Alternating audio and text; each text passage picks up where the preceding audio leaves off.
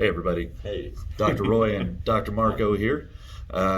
We took a weekend course this past weekend, and while it was a vestibular course, which was very informative, and a ton of respect for the guy that gave the course, and he admittedly is not an ortho guy and has no interest in treating ortho. He's a vestibular therapist. There were some orthopedic toned sentences that were thrown out, or phrases, sayings, and these are commonplace in our profession. And we hear them occasionally in our line of work. We don't hear them so much in our clinics. But Marco started a list of them, and we figured we would discuss these because if you're using these terms in your setting, we want you to know maybe why you shouldn't be using these and how they may be harmful when they're just a throwaway line to you, but they mean a lot to the patient.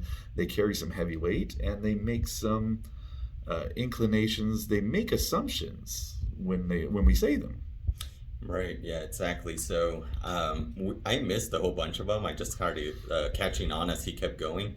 But the first one was rotator cuff killers, and I think he was describing the position of one of the semicircular canals. He was that, and the motion that he did, he's called it a rotator cuff killer. He did that. That motion. And that's horrible because to imply that any particular motion is going to destroy your rotator cuff, first of all, is untrue. Right.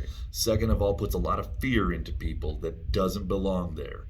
We have no proof that any of that is correct, and it's not that just that we don't have proof. That's not how you work. Yeah. Doing just a few reps of that motion isn't going to destroy your rotator cuff, right, or kill your rotator cuff. So My that was shoulder something. felt fine. And again, we have the utmost respect for this guy. He is very good at what he does, and he is admittedly not an orthopedic. Right. The whole point of us wanting to talk about this is throwaway lines hold weight. Especially if, let's say, a young therapist hears that and from a seasoned therapist, they're going to start using that. A patient hears that, they're going to start worrying about that. Mm-hmm. A young patient who's scared of their injury is going to hear that, and they're not going to make it back to sport because now they're scared. Right. What else you got?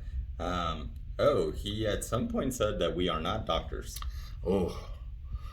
You know, somewhere I know what he meant. I know what he meant. Yes. Our professors are rolling over in their graves somewhere. Yeah. We do hold doctorate degrees. What he meant is we are not the MDs, and we are not there to diagnose medical issues. We are here to diagnose physical therapy issues. Mm-hmm.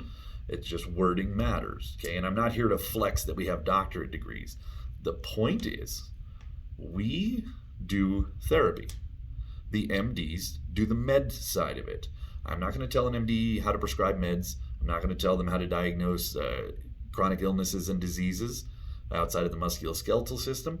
And I'm not going to tell them how to do their surgeries. They have an expertise, we have an expertise. So we are doctors. We do have doctorate degrees. Yes, we do. We're not phonies. We're not physicians. We're not physicians. Yeah. Sure. Yeah. We're not MDs. Exactly. All right. That's fair. That's fair. All right, let's see. What else did he say? Your batteries are dead. But he was also pointing out how that that sentence got misconstrued by a patient, which then got to the doctor, who then got back to him and said, you know, be careful how you say things. The doctor wasn't threatening at all, but it does matter what you say. And I think in the ortho side of things, because he was using it to describe signals, right? Like nerves sending a signal, and it's not relaying the right message, so your batteries are dead. Yeah. But in the ortho setting, we see a lot of you're shutting down the muscle, or you're shutting this down. That's not true. No, that's not true. Not true. That's a whole nother post we should do. But in ortho, that would kind of be the equivalent. Yeah, he's got one more on this list. The other one was cranking on your facets. He was talking about head positioning and how it's going to crank on your facets. Like torque motion, right? When he was talking about compensation patterns for balance disorders. No matter what you do throughout the day, all of your natural normal motions, whether they have symptoms associated with them or not, you are placing pressure on and off of the facets, on and off the intervertebral discs. Mm-hmm. That is what they're designed for. Putting pressure on them is not dangerous for them. It's what they're designed to do. It's not bad for them, hard for them, or inappropriate. Right. So saying something like cranking on your facets or loading up that spine, you are adding fear factors where they don't belong, and that's not appropriate. You're going to scare patients away, and they don't need to be scared away. They need to be helped. Which that reminded me. He did say that I sit so that I can unload my spine. Yeah, and my pet peeve with that one would be your spine is bearing weight in standing and in sitting. Yeah. You have changed now where within your spine you are distributing the weight, and you've changed some context. And honestly, I think he's neural tensiony, but first of all, that's not the best term either. Yeah, I know. Sorry. So, we just wanted to do this post real quick. We thought this was important stuff to talk about, and we didn't want to wait to film a whole episode about this. Yeah, if he ever watches this, like, we have the utmost respect for Oh, he's good at what he does. He is great at what And he does. would tell you he doesn't want to do orthopedic. Yeah. He wouldn't claim to be great at orthopedic.